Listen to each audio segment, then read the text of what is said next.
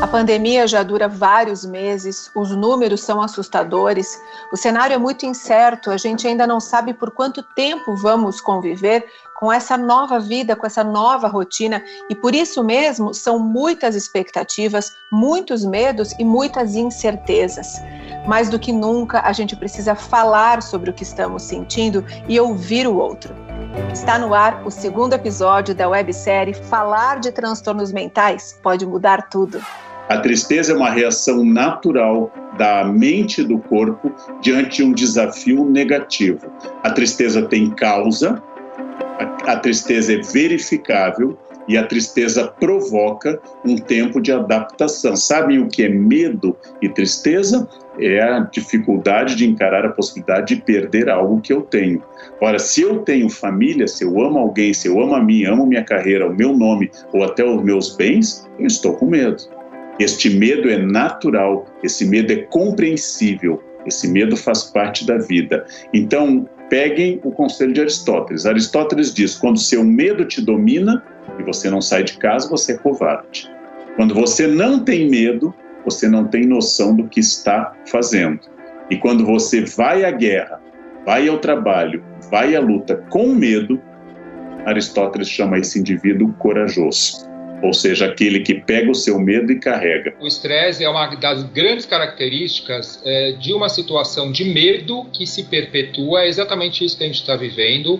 A Covid-19 provocou inicialmente aquilo que a gente chama de uma emoção. O medo parte emoção, aquilo que provoca algo imediato, que é uma tentativa de proteção, de reação e de evitar que aquilo tome conta da nossa vida. Mas nesse momento exatamente a gente já vê situações bastante diversas, desde aquelas pessoas que negam e vão viver negando a situação, o medo, a situação de pandemia e querem levar a vida delas de acordo com os seus projetos desde o princípio, pessoas que já passaram pelo pior e estão se acostumando a uma nova realidade, estão se adaptando, eu acho que a palavra mais correta é adaptação, ou pessoas que estão vivendo numa situação de estresse constante, talvez em relação a perdas, ou porque tem uma vulnerabilidade em relação à própria saúde, ou porque estão no confinamento e se acostumaram com aquela ideia de que o confinamento, o isolamento protege, e agora vendo as pessoas saindo mais de casa, elas ficam muito mais aflitas.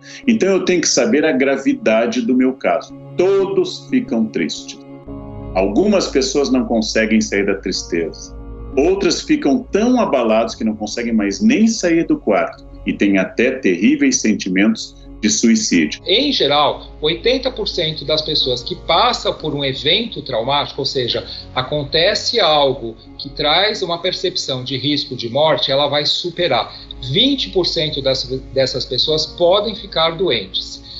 Dentre esses 20%, a gente tem mais ou menos 13% que podem fazer um quadro de estresse pós-traumático. Isso varia muito, depende da situação em que o mundo está, depende de onde você está. Se você está numa situação de guerra, obviamente o índice de estresse pós-traumático é muito maior. O transtorno de estresse pós-traumático, conhecido como TEPT, é uma doença bastante nova nos critérios nosográficos psiquiátricos, né? Na descrição das doenças psiquiátricas. Ele foi criado em 1980 para contemplar aqueles soldados vindos do Vietnã. O TEPT é sempre decorrente de uma vivência traumática, algo que desestrutura a pessoa no momento, o que a gente chama de um evento traumático. Para ela tem que ter esse sentido de trauma, ou seja, de algo que é descomunal e que provoca uma reação do organismo que ele não consegue se adaptar. No caso da pandemia, tem um elemento muito interessante. O medo, ele fazia parte do quadro de TEPT como se fosse uma maneira secundária e não necessária para você fazer o diagnóstico. Então, até agora ainda se fala, mas eu acho que isso vai mudar, que você precisa de um evento potencialmente traumático. Então você precisa passar por um verdadeiro risco de morte. Essa vivência de medo, essa vivência prolongada, num estado de estresse, ou mesmo que você esteja confortável na sua casa, pelo prolongado da situação e pelo temor que ainda se manifesta nessa atmosfera, ele é sim uma predisposição e uma condição para você ter um quadro de TEPT. Diz Nelson Rodrigues, de perto ninguém é normal. Mas há pessoas em que o seu desequilíbrio interno leva a sofrimento. E aí nós precisamos de ajuda. Aí nós precisamos de auxílio e de amparo. Assim como um doente grave de febre amarela não se recupera olhando para o céu ou tomando chá e relaxando, uma pessoa com síndrome de pânico, depressão ou outra coisa grave não se recupera lendo coisas bonitas ou tomando chá. Ela precisa de auxílio profissional, médico, apoio familiar e muito engajamento social. A gente não pode esquecer que quem tem o TEPT, ele tem um comprometimento no relacionamento social. Isso é praticamente todos os casos. E muitas vezes aquilo que ele fazia, ele não consegue mais fazer. Então, um retorno para uma atividade social é muito importante. Após epidemias, o que acontece com frequência é uma onda de otimismo das pessoas.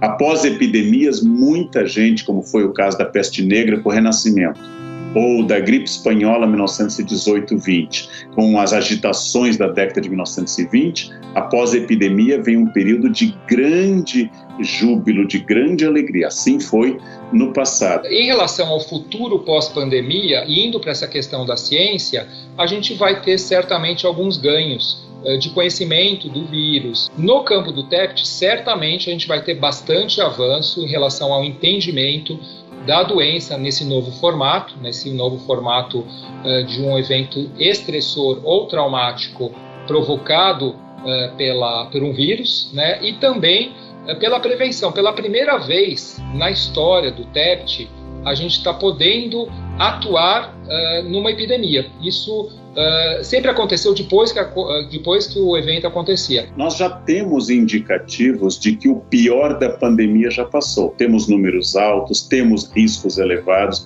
precisamos de cuidados. Há países que estão em melhor situação, Nova Zelândia, países que estão em pior situação, Brasil e Estados Unidos. Mas nós já temos indicativos de que a curva ascendente total já diminuiu. Como já ocorreu em outros países, já podemos falar em um mundo onde diminuam os casos e a perspectiva de vacina torna ainda mais esperançoso, ainda mais cheio de alegria a possibilidade do futuro. Sempre, sem exceção, falar ajuda. Tem um exemplo religioso no Evangelho, quando Jesus faz um exorcismo, a primeira coisa que ele pergunta ao demônio é seu nome. Dar nome aos demônios é fundamental, porque se eu não sei o que eu tenho e sinto um mal-estar profundo, isso é ainda pior. Então, primeiro eu vou dizer o que me aflige. No momento que eu trago o problema à tona, eu tenho uma depressão, eu tenho bipolaridade, eu tenho síndrome do pânico, eu tenho algum toque, eu tenho algum transtorno obsessivo, no momento que eu trago à tona, eu já dei um passo enorme. Se eu não falar, o mal me domina. Se eu falar, eu dei um passo para conseguir enxergar de novo o equilíbrio e a luz. Mas, de modo geral, falar sobre o sofrimento, falar sobre esse medo, falar sobre esses fantasmas traumáticos que retornam, isso faz muito bem. Mas no caso de TEPT especificamente, não é só colocar para fora, porque às vezes a pessoa fala de novo sobre o evento traumático e acontece aquilo que muito frequentemente acontece, que é retraumatização. Falar é muito importante, mas a escuta também, ela tem que ser bastante criteriosa e tem que acompanhar o tempo dessa pessoa que quer falar. Com o TEPT acontece muito preconceito e, infelizmente, a gente que trata, estuda, a gente está lidando com isso e temos tentado educar a população em geral, especialmente os nossos pacientes e familiares, a entender que uma pessoa traumatizada, ela não é fraca. Então temos que superar o preconceito, temos que lembrar que o ser humano tem defeitos físicos e psíquicos, e esses defeitos estão sendo estudados cada vez mais. Então é possível hoje tratar quase qualquer doença, ou pelo menos diminuir seus efeitos. O que está difícil é tratar o preconceito. Não há remédio para superar a psicofobia, o preconceito contra doenças psíquicas. Esse nosso segundo episódio fica por aqui, mas eu volto para uma conversa ao vivo com o Dr. José Paulo Fix e com a psicóloga Karina Fukumitsu. Vai ser uma live na página do Facebook da Lips. Participe, eu espero você. E no nosso próximo episódio, a gente vai ter uma conversa muito emocionante sobre a história de vida do maestro João Carlos Martins e também a participação do psiquiatra Dr. Neuri Botega. Eu espero você.